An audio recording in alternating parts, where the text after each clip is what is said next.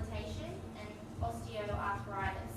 He had knee surgery 12 months ago, and now he's got osteoarthritis in his knees and his hips.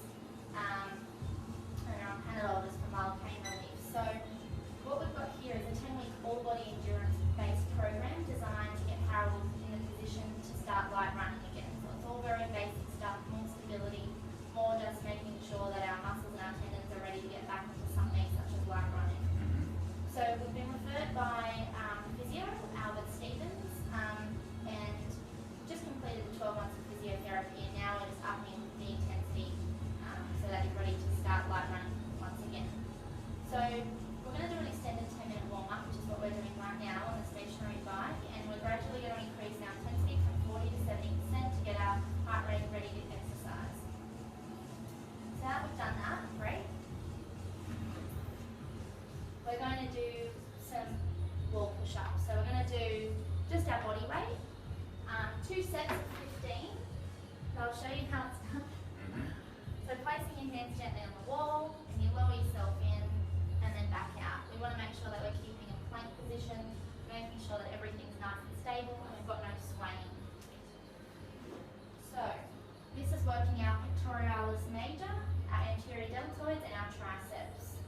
Making sure that when I'm spotting, and our spotting considerations, that when we're looking for excessive hip movement, the shoulders are not elevating and protracting or hyperextending, which is looking great. We're making sure that the body is moving as a plank, there's no lordosis, and the head is not looking down, the abdomen is braced. Excellent. Great. Our next exercise we've got here is the resistance band row. So what we're doing here is just building a bit of stability back and a bit of muscle back and strength into our scapula and our stability area in our upper and lower back, mostly in our upper back. So just making sure that our scapulas are braced and we're pulling the band back just past our body.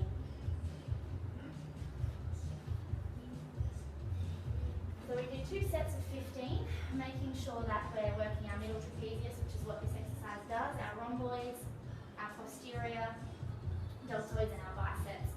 So we're watching for the shoulders elevating during the concentric phase, and we're making sure that there's no flexion or extension in the hips. Everything is looking relatively stable. So also we're looking for abdomen being braced. Now we want to make sure that our shoulders are down, and we're retracting our scapula with each breath, which you're doing that all perfect. So great job. So our next exercise we've got here is a partial branch squat. Because of your history with your knee and the surgery only 12 months ago, we don't want to push our knee too far in terms of range of motion or range of movement. So we want to make sure that we're just doing hands out in front, and we're just doing a partial squat. Probably 45-degree angle, we don't want to go too far, just whatever feels comfortable. Making sure that our knees are tracking over our toes, and that we're bending at the hips, and we're staying stable everywhere else. So feet, shoulders apart, perfect. Bending at the hips first and tracking the knees right over the toes. So what we're working here is our gluteals, our quadriceps, hamstrings, and basically all areas in our legs really.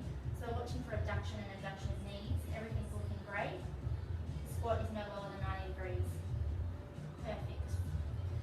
Now the next exercise we've got here is a glute raise. We want to build some strength back into our glutes, especially after the knee injury. We make sure that our stabilising muscles are working and switched on.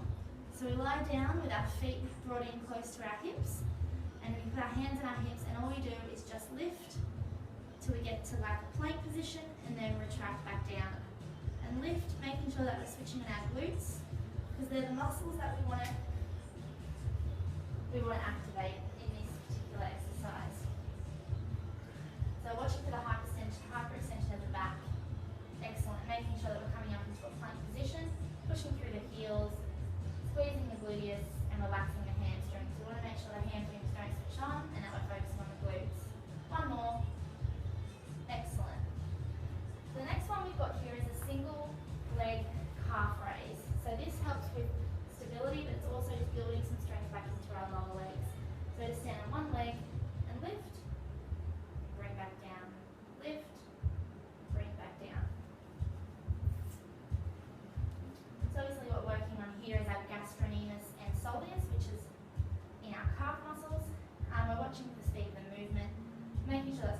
fast and the killers is an overstretching. So what we're looking for is full range of motion without bending at the knees, and we're holding for 1 to 2 seconds at the top. One more. Excellent. Our final exercise here is the plank.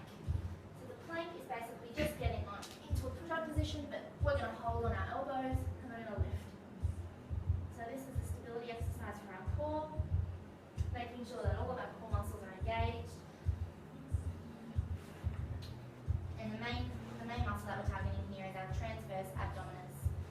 We're watching for the hyperextension of the spine, making sure that we're maintaining a nice plank position. Our abdomen is braced, our shoulders are down, and we're moving weight forward onto the toes. Excellent. So once again, I'll just have you back on the bike, doing our extended 10-minute cool down.